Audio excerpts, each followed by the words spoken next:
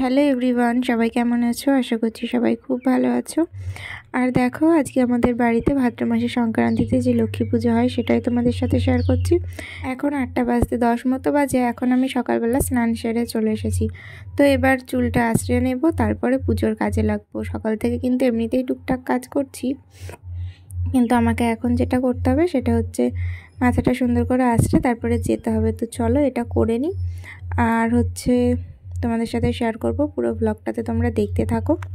তো প্রথমে এখানে দেখাই সব কিছু কিন্তু জোগাড় করা হচ্ছে। এখন সকাল 8টা বাজে। তো এখন জোগাড় করা হচ্ছে সব কিছু। তো প্রথমেই দেখো, এই যে জলচৌকিটার যে ডিজাইনটা, এটা কিন্তু আমি করেছি।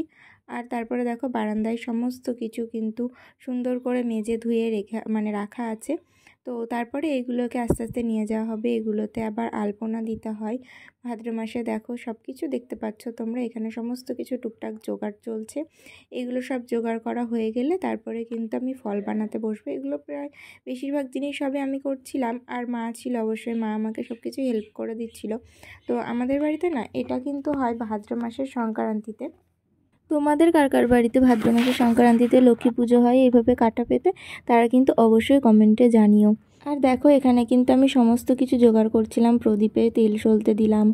তারপরে এই যে দেখতে পাচ্ছ, এখানে কিন্তু আমি ধূপকাঠিগুলো সব কিন্তু সাজিয়ে রাখছি একটাই কারণে, যখন পুরোহিত মশাই আসবেন আর পুজোয় বসবেন তখন কিন্তু এই প্রবলেমগুলো আর হবে না। কারণ আগের থেকে যদি জোগাড় করা থাকে তাহলে কিন্তু এইগুলো কোনো সমস্যা হয় না, তাহলে উনি এসে তাড়াতাড়ি করে পুজো করে দিতে পারবেন। তারপরে দেখো, এখানে ধুনুচিতে ধুনো যেগুলো আর কি লাগবে সেগুলোও কিন্তু সমস্ত কিছু আমি জোগাড় করে রেখে দিচ্ছি। আর ওই দিকে দেখতে পাচ্ছ আমার মা কিন্তু সমস্ত কিছু নিজের মতো যেগুলো ঘরের ভিতরকারের কাজ সেগুলো কিন্তু সব করছিল।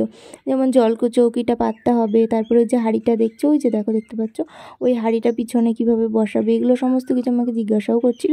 আবার মা বললো দেখ তো কোথাও রাখলে ভালো হয় কি না, সেগুলোই কিন্তু করা হচ্ছিলো। দেন এখানে দেখো, খুব তাড়াহুড়ো করে কিন্তু আমি ফল বানাচ্ছিলাম, কারণ না পুরোহিত মশাই চলে এসেছিল আর আমাদের কিন্তু এগুলো তখনও হয়ে ওঠেনি। যাই হোক, তার জন্য খুব তাড়াহুড়ো করছিলাম আমি। আর ফোনে কিভাবে ভিডিও উঠেছে না উঠেছে আমি কিন্তু একটুও বুঝতেই পারিনি যে আদৌ কী করছি। ফোনে এরকম ভিডিওটা চালিয়ে রেখে তোমাদের সাথে শেয়ার করব বলে, তার জন্য এভাবে ফোনটা রেখে না আমি নিজের মতো কাজ করছিলাম। আর সত্যি কথা বলতে আমি এই কাজ করতে করতে একটাই জিনিস ভাবছিলাম, যারা ইউটিউব চ্যানেল চালায় বিশেষ করে তাদের খুবই হয়তো হেল্প করার মতো কেউ নেই, হয়তো একা কিংবা 2-1জন মিলে করে।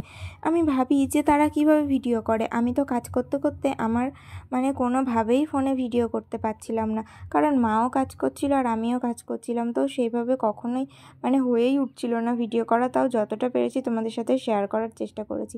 দেন তারপরে দেখো কত সুন্দর লাগছে এই জলচৌকিটা, আমি এভাবে পেন্টিং করেছি বলে। দেন তারপরে দেখো আমাদের যে রিচুয়ালসটা রয়েছে, এটা জানো তো, যখন নতুন ধান ওঠে না, সেই ধানটা দেয়া। আর এখন যে ধানটা উঠছে দেখো, ধানের শীষ, কাশফুল এগুলোই দিতে হয় এই পুজোতে। দেখো সমস্ত কিন্তু রিচুয়ালস তোমাদের সাথে শেয়ার করছি। তোমরা দেখতেই পাচ্ছ সব কিছু আমার মা কত সুন্দর করে কিন্তু ব্যবস্থা করে দিচ্ছে। এখানে দেখো 1 কাটা ধান, তারপরে কাশফুল, ধানের শীষ, আর এখানে একটা কিন্তু কুমড়োর ফুলও দিতে হয়। আর আরেকটা জিনিস কি জানো তো, এই যে কাঁঠার কোলে বলা হয়, কাঁঠার একদম সামনে 5 রকম ফল দিতে হয়। এগুলো কিন্তু এগুলো সবই নিয়ম। আর এখানে খুব একটা মজার নিয়ম আছে, সেটা হচ্ছে পরের দিন সকালে অবিবাহিতা ছেলে যে হবে তাকে এই কাঁঠাটা উল্টে ধানটা ফেলে দিতে হয়, এখানেই উপুর করে রাখতে হয়। 3 দিন মতো এটা করতে হয়। দেন তারপরে দেখো তোমাদের সাথে সমস্ত কিন্তু শেয়ার করছি। দেখতেই পাচ্ছ সব কিছু জোগাড় হয়ে গেছে, এখন পুরোহিত মশাই আসলেই হয়। তো তোমরা দেখতে পাবে সেই পুজোটা কিভাবে করে, সমস্ত কিছু তোমাদের সাথে শেয়ার করব। তোমরা কিন্তু অবশ্যই দেখতে থাকো। আর আমার চ্যানেলে নতুন হয়ে থাকলে তোমরা কিন্তু অবশ্যই সাবস্ক্রাইব করে দিও।